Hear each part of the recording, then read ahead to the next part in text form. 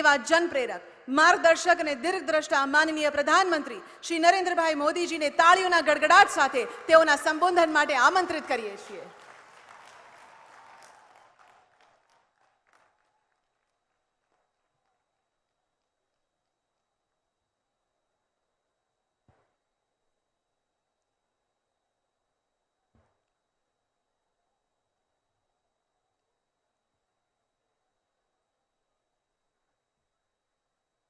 नमस्ते. ये परा बदा मजामा? हाँ. હવે જરા તમારી ક્ષમા માંગીને શરૂઆતમાં થોડું મારે હિન્દીમાં બોલવું પડશે. બાબા બન્યા है तो हिंदी बोलना पड़ेगा ना. કારણ કે આ મીડિયાવાળા મિત્રોની વિનંતી હતી કે સાહેબ હિન્દીમાં બોલો તો સારું. તો મને થયું કે બધું તો નહીં પણ થોડું ઘણું જરા એમને હાચવી લઈએ. गुजरात के लोकप्रिय मुख्यमंत्री मृदु एवं मक्कम श्री भूपेंद्र सिंह पाटिल, गुजरात सरकार के मंत्री भाई जगदीश पंचाल, इसी धरती के संतान श्री कीर्ति सिंह वाघेला, श्री गजेंद्र सिंह परमार, सांसदगण श्री परबत भाई, भरत सिंह डाभी, दिनेश भाई अनावड़िया, बनास डेयरी के चेयरमैन, ऊर्जावान मेरे साथी भाई शंकर चौधरी, अन्य महानुभाव, बहनों और भाइयों, मां नरेश्वरी और मां अंबाजी की इस पावन धरती को मैं शत शत नमन करता हूं. आप सभी को भी मेरा प्रणाम. शायद जीवन में पहली बार ऐसा अवसर आया होगा कि एक साथ 1.5-2 लाख माताएं बहनें आज मुझे यहां आशीर्वाद दे रही हैं, हम सबको आशीर्वाद दे रही हैं. और जब आप ओवारना ले रही थी तब मैं अपने मन के भाव को रोक नहीं पाता था.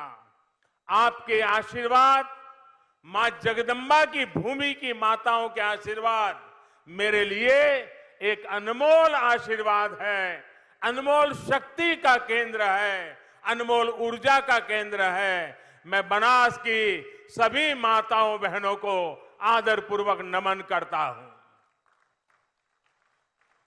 भाइयों और बहनों, बीते 1-2 घंटे में मैं यहां अलग अलग जगहों पर गया हूं. डेयरी सेक्टर से जुड़ी सरकारी योजनाओं की लाभार्थी पशुपालक बहनों से भी मेरी बड़ी विस्तार से बातचीत हुई है. ये जो नया संकुल बना है, पोटैटो प्रोसेसिंग प्लांट है, वहां भी विजिट करने का अवसर मुझे मिला. इस पूरे समय के दौरान जो कुछ भी मैंने देखा, जो चर्चा हुई, जो जानकारियां मुझे दी गई है, उससे मैं बहुत ही प्रभावित हूं. और मैं डेयरी के सभी साथियों को और आप सबको हृदय से बहुत बहुत बधाई देता हूं. भारत में गांव की अर्थव्यवस्थाओं को, माताओं बहनों के सशक्तिकरण को कैसे बल दिया जा सकता है, कोऑपरेटिव मूवमेंट यानी सहकार कैसे आत्मनिर्भर भारत के अभियान को ताकत दे सकता है, ये सब कुछ यहां प्रत्यक्ष अनुभव किया जा सकता है.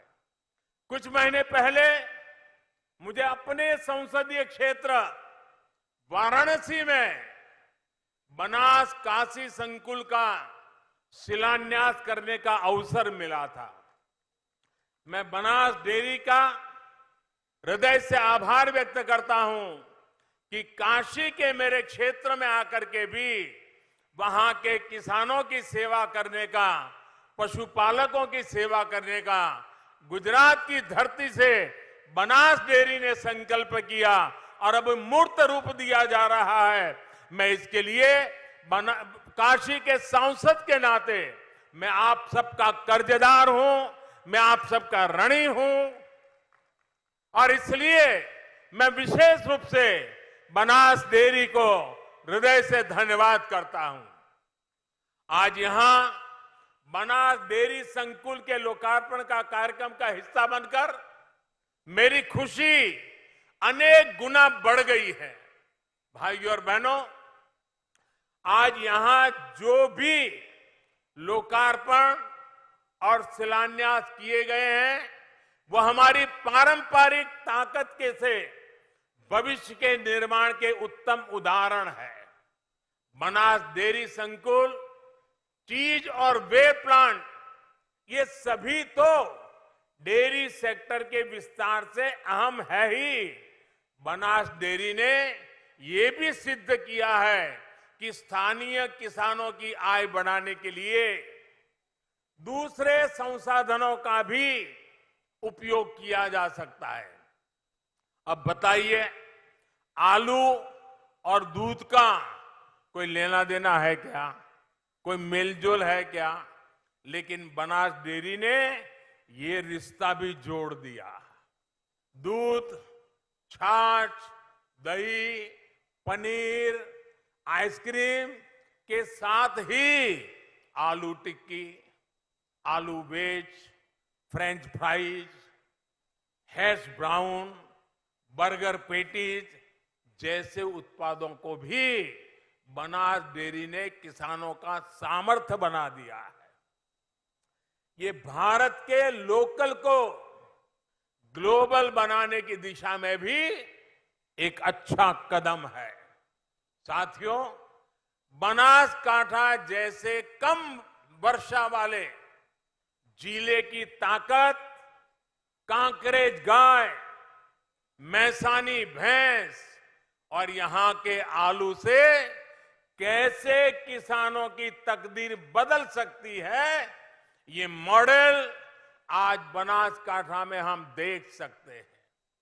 बनास डेयरी तो किसानों को आलू का उत्तम बीज भी उपलब्ध कराती है और आलू के बेहतर दाम भी देती है।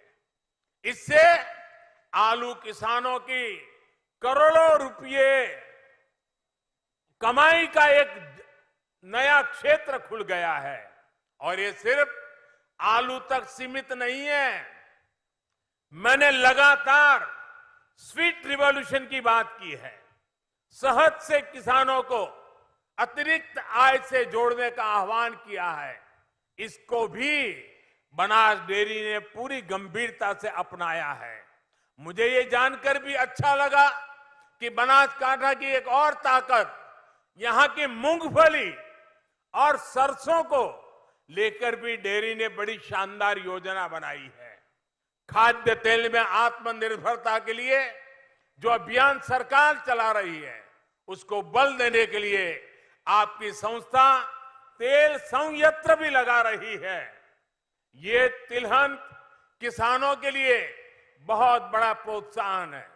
भाइयों और बहनों, आज यहां एक बायो सीएनजी प्लांट का लोकार्पण किया गया है और 4 गोबर गैस प्लांट का शिलान्यास हुआ है।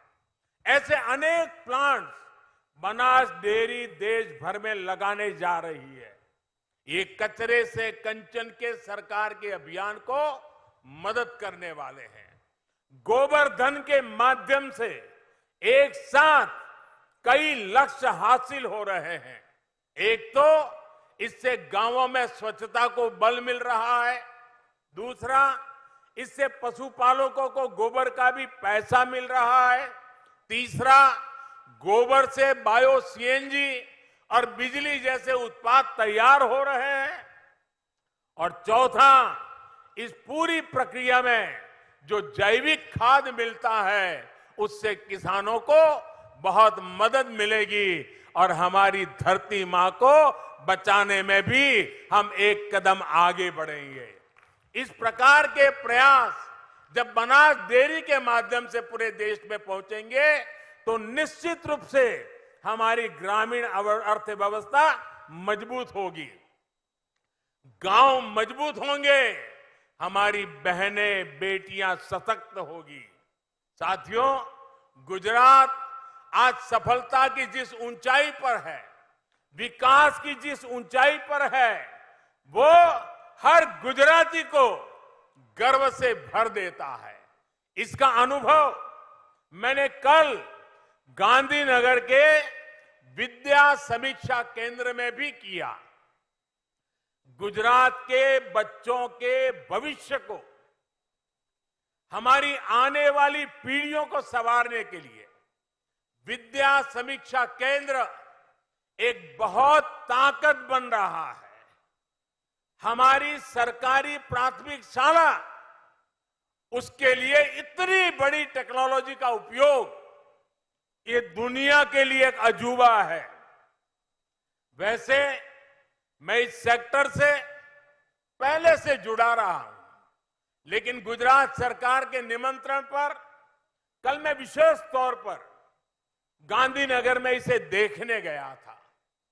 विद्या समीक्षा केंद्र के काम का जो विस्तार है, टेक्नोलॉजी का जो बेहतरीन इस्तेमाल इसमें किया गया है, वो देखकर मुझे बहुत अच्छा लगा। हमारे लोकप्रिय मुख्यमंत्री श्री भूपेंद्र भाई के नेतृत्व में ये विद्या समीक्षा केंद्र पूरे देश को दिशा दिखाने वाला सेंटर बन गया है। आप सोचिए, पहले मुझे 1 घंटे के लिए ही वहां जाना था, लेकिन मैं वहां सारी चीजों को देखने समझने में ऐसा डूब गया कि 1 घंटे का कार्यक्रम मैं 2-2.5 घंटे तक वहीं चिपका रहा। इतना मुझे उसमें रुचि बढ़ गई। मैंने स्कूल के बच्चों से, शिक्षकों से काफी विस्तार से बातें भी की। बहुत से बच्चे अलग अलग स्थानों से भी जुड़े थे, दक्षिण गुजरात, उत्तर गुजरात, कच्छ, सौराष्ट्र। आज ये विद्या समीक्षा केंद्र गुजरात के 54,000 से ज्यादा स्कूलों से 4.5 लाख से ज्यादा शिक्षक और 1.5 करोड़ से ज्यादा विद्यार्थियों की एक जीती जागती ऊर्जा का, ताकत का केंद्र बन गया है। इस केंद्र को artificial intelligence, machine learning, big data analysis, ऐसी आधुनिक सुविधा से सुसज्जित किया गया है। विद्या समीक्षा केंद्र हर साल 500 करोड़ डेटा सेट का विश्लेषण करता है। इसमें असेसमेंट टेस्ट, सत्र के अंत में परीक्षा, स्कूल की मान्यता, बच्चों और शिक्षकों की उपस्थिति से जुड़े कार्यों को किया जाता है। पूरे प्रदेश के स्कूल में एक तरह का टाइम टेबल, प्रश्न पत्र, चेकिंग, इन सब में भी विद्या समीक्षा केंद्र की बड़ी भूमिका है। इस सेंटर की वजह से स्कूलों में बच्चों की उपस्थिति 26% तक बढ़ गई है। शिक्षा के क्षेत्र में ये आधुनिक केंद्र पूरे देश में बड़े परिवर्तन ला सकता है। मैं भारत सरकार के संबंधित मंत्रालयों और अधिकारियों से भी कहूंगा कि विद्या समीक्षा केंद्र का अवश्य अध्ययन करें। विभिन्न राज्यों के संबंधित मंत्रालय भी गांधीनगर आए, इसकी व्यवस्था का अध्ययन करें। विद्या समीक्षा केंद्र जैसा आधुनिक व्यवस्था का लाभ देश के जितने ज्यादा बच्चों को मिलेगा, उतना ही भारत का भविष्य उज्जवल बनेगा। મને લાગે છે કે હવે મારે તમારી જોડે આપણા બનાસના મૂળમાં વાત કરવી જોઈએ.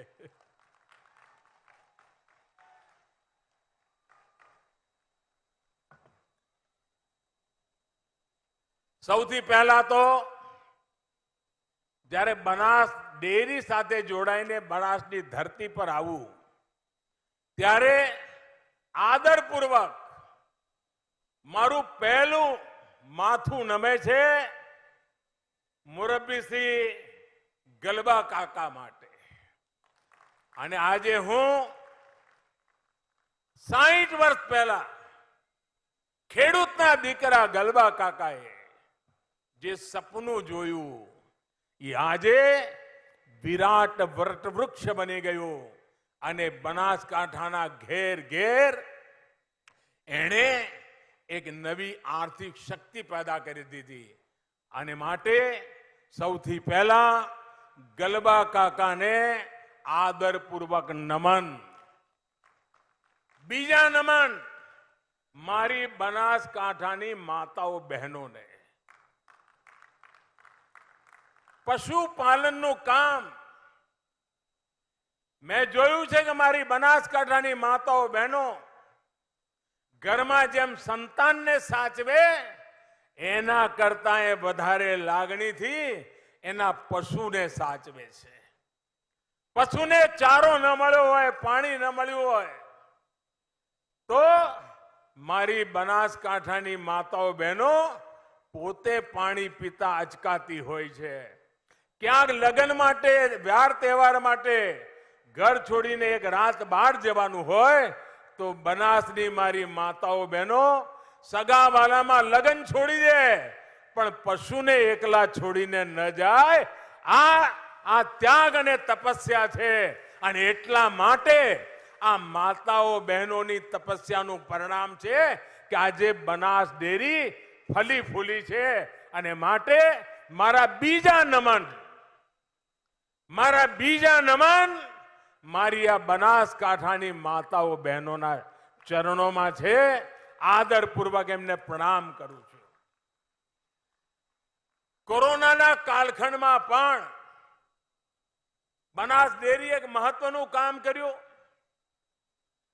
ગલબા કાકાના નામ પર મેડિકલ કોલેજ બનાવી અને હવે આ મારી બનાસ ડેરી બટાકાની ચિંતા કરે, પશુની ચિંતા કરે, દૂધની ચિંતા કરે, ગોબરની ચિંતા કરે, મધની ચિંતા કરે, ઉર્જા કેન્દ્ર ચલાવે અને હવે બાળકોના શિક્ષણની પણ ચિંતા કરે.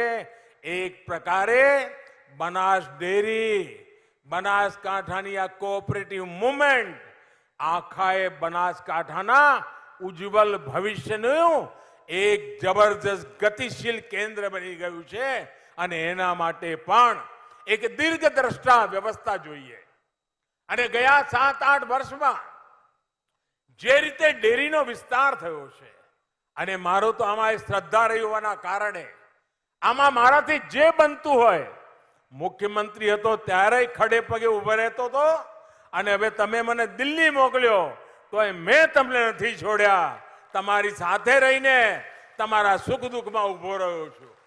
આજે બનાસ ડેરી ઉત્તર પ્રદેશ, હરિયાણા, રાજસ્થાન, છેક ઓડિશામાં સોમનાથની ધરતીથી જગન્નાથની ધરતી સુધી, આંધ્રપ્રદેશ, ઝારખંડ એમના પશુપાલકો માટે પણ એનો વધુને વધુ લાભ આપવાનું કામ કરી રહી છે. આજે વિશ્વના સૌથી મોટા દૂધ ઉત્પાદક દેશ આપણો ભારત, કરોડો કિસાનોની આજીવિકા જ્યારે દૂધથી ચાલતી હોય ત્યારે એક સાલમાં લગભગ ઘણીવાર આંકડા જોઈને કેટલાક લોકો, મોટા મોટા અર્થશાસ્ત્રીઓ પણ આની તરફ ધ્યાન નથી આપતા. આપણા દેશમાં વર્ષે 8.5 લાખ કરોડ રૂપિયાનું દૂધ ઉત્પાદન થાય છે. ગામડામાં ડિસેન્ટ્રલાઇઝ ઇકોનોમિક સિસ્ટમ આ એનો નમૂનો છે. એની સામે ઘઉં અને ચોખાનું ઉત્પાદન એનું ટર્નઓવર પણ 8.5 લાખ કરોડ નથી, એના કરતા વધારે દૂધનું છે. અને ડેરી સેક્ટર એનો સૌથી વધારે લાભ નાના ખેડૂતને મળે છે.